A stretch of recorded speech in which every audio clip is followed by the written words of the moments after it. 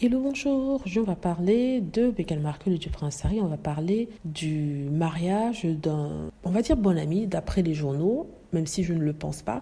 Il s'agit de Hugh Grosvenor, c'est l'un des hommes les plus riches d'Angleterre. Il a hérité de la fortune familiale, une fortune qui date de plusieurs siècles. Il est l'un des plus grands propriétaires anglais après la famille royale, donc il a une fortune de plus d'1 milliard de livres, 1,2 milliard d'euros. J'avais fait une vidéo dessus pour dire que Nika Roya, une journaliste anti-Meghan, avait écrit un article dans lequel elle affirmait que Harry et Meghan n'étaient pas invités par ce monsieur et qu'ils étaient snobés. Donc, apparemment, des sources proches de Harry et Meghan se sont manifestées, c'est ce qu'on nous dit, et ils expliquent que non, en fait, le prince Harry avait été informé qu'il serait invité par Hugh.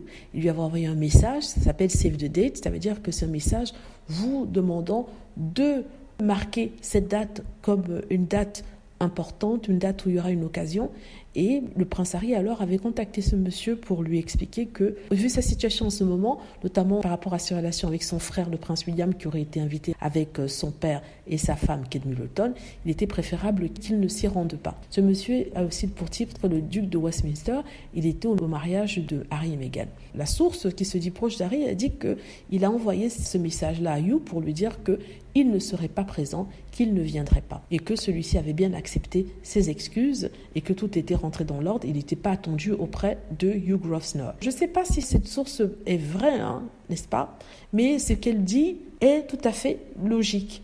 Vous voyez? C'est-à-dire que le prince Harry peut avoir été invité et avoir décliné l'invitation comme il avait fait une autre fois lorsqu'il devait se rendre à une fête mondaine, et vu que son frère et son père auraient été là, ça aurait été assez étrange, donc il a préféré ne pas s'y rendre. Donc si vraiment cette source est crédible, je pense que ça peut être vrai. C'est la deuxième fois que Nika Roya nous sort de fausses informations qui sont ensuite démenties. La première, c'était que le prince Harry avait refusé de se rendre auprès de son père, et le prince Harry directement par son porte-parole avait démenti cette rumeur-là pour dire qu'il n'avait jamais été invité, en démentant ainsi les mensonges de cette Nika Roya. Cette femme qui travaille pour le Télégraphe, un Télégraphe qui est un journal anti-Harry et Meghan, qui est une anti-Meghan ou le prince Harry. C'est incroyable qu'on puisse mentir à ce point pour faire de la désinformation.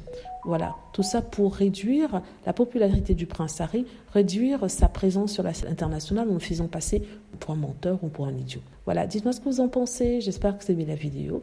N'hésitez pas à cliquer sur like si c'est le cas, à vous abonner pour plus de vidéos et à cliquer sur la petite cloche afin de être averti lorsque je poste une nouvelle vidéo. Merci.